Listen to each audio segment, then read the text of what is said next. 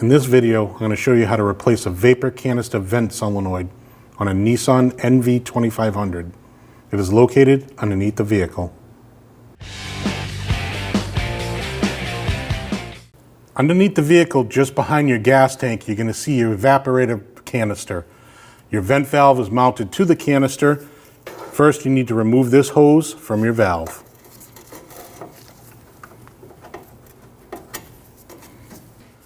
On the top part of the vent valve, there's a button here. You want to push that button up and turn your valve counterclockwise. And remove it from the canister. To remove your plug from your vent valve, you can either push down here or go up through the backside with a pick, push up on the button, and pull out on the valve. Before you install your vent solenoid, you want to check your O-ring, make sure it's not cracked or ripped. This one is good. You want to plug in your solenoid first, make sure it's connected.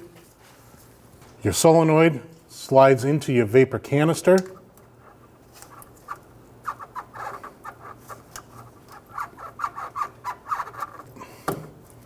Then you turn it clockwise until it locks in. Now you can install your hose.